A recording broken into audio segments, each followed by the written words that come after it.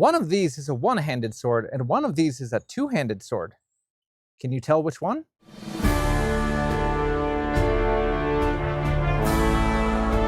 Hi guys, Pearce again. We're going to talk about handedness in swords. So I posited that question as to which of these is a one-handed and which is a two-handed sword, and that's a bit of a trick question because obviously both of these swords have a pretty long blade and a pretty long grip.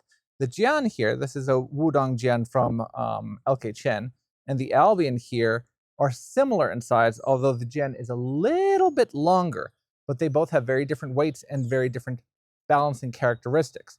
So this whole discussion is going to be about swords that fall kind of in the in-between. They're not so big that they absolutely necessitate two hands to use, but they're not so small that you really can't fit two hands on them. So these are all hand-and-a-half-y type swords. And I specifically chose this Jian because most people think of Jian as one-handed swords.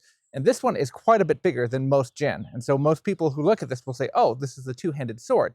Not so. This is a very light sword coming in at a little over 800 grams. So it's, about 2/3 the weight of the bastard sword that I'm holding here.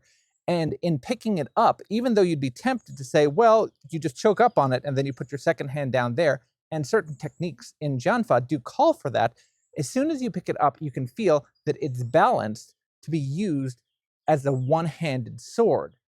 So length and size alone do not dictate if a sword is meant to be used one-handed, hand-and-a-half, meaning sometimes one-handed and sometimes two-handed, or strictly two-handed. You need to know specifics about the weight, the pivot points, the dynamic properties of how the sword moves, and sometimes it's very difficult to assess short of you actually picking up the sword.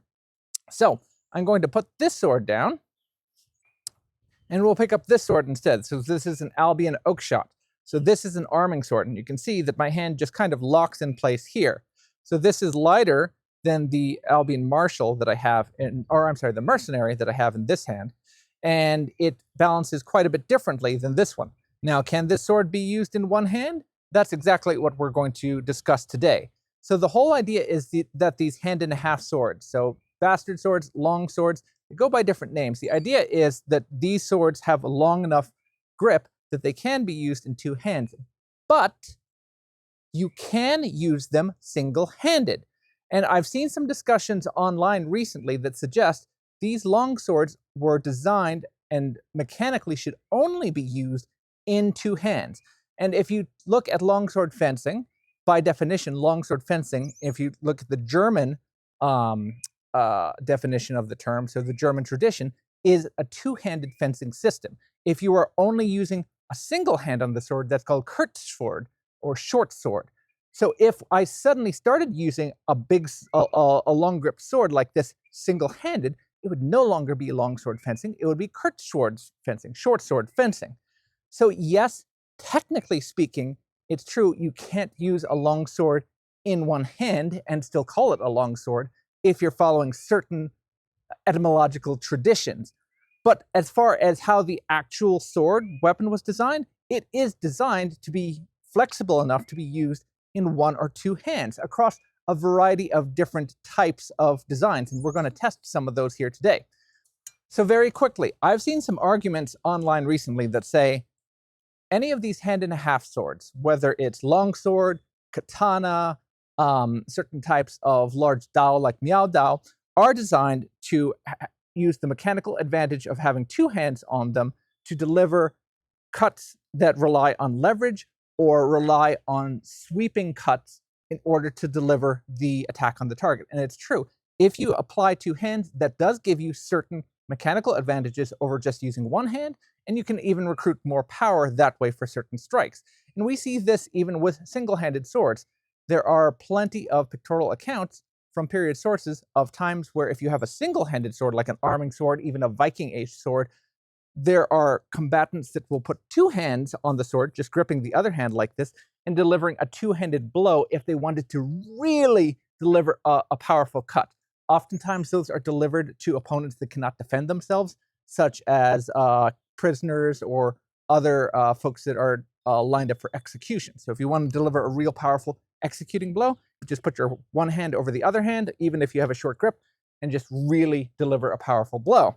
Now, when you have a long grip like that, the further down you put your offhand, the more leverage you get, and then you can really develop a lot of inertia at the tip, at the foible, where you're cutting. So sure, you have advantages to that, but the swords themselves are balanced to be able to be used in one hand.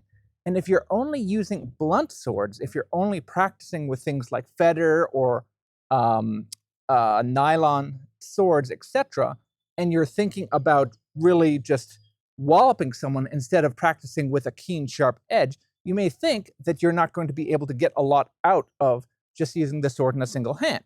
So we're going to test the way that a sword can move in a single hand compared to two hands and see what happens.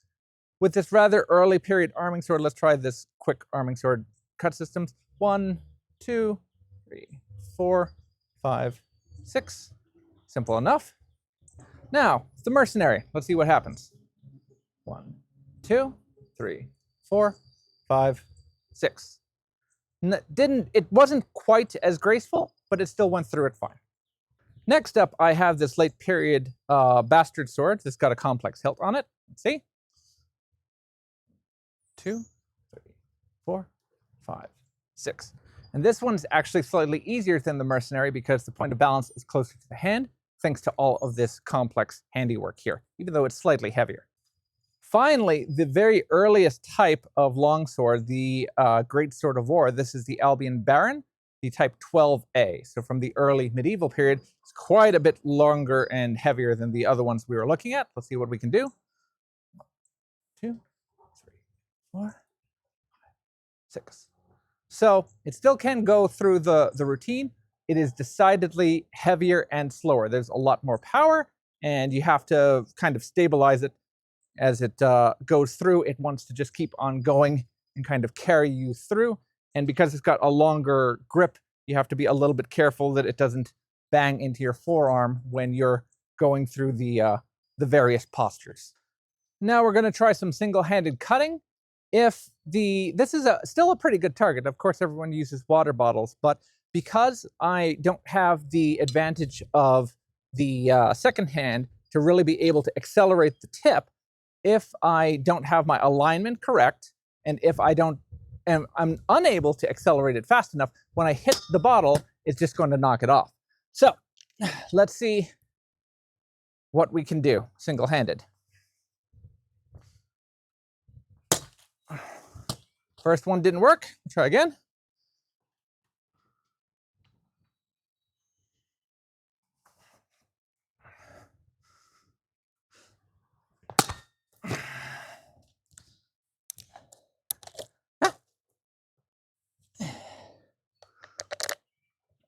So the mercenary did go through the bottle, although it tore it rather raggedly.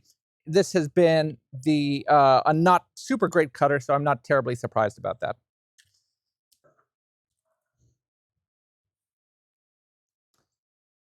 Next up, the modified Hanwei Bastard Sword.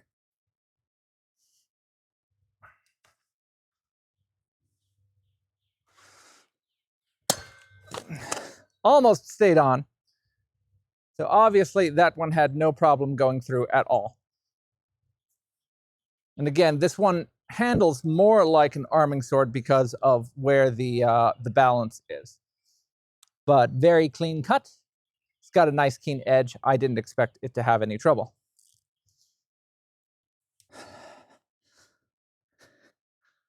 Here's the big boy. Here's the Baron.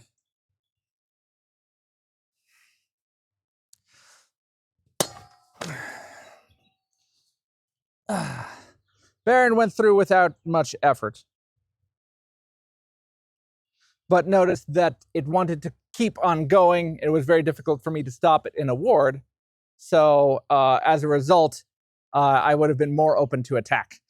So this was just a very quick demonstration using only a couple of swords, but I hope it gives the idea that even if you have the ability to use more than one hand, you may want to only use one hand because your other hand may be holding a shield, may be holding the reins of your horse, or you may want to even use it for grappling purposes. So these hand-and-a-half swords are very flexible, and they certainly have the ability to deliver a cut in a single hand if you practice your technique. All right, guys, until next time, take care.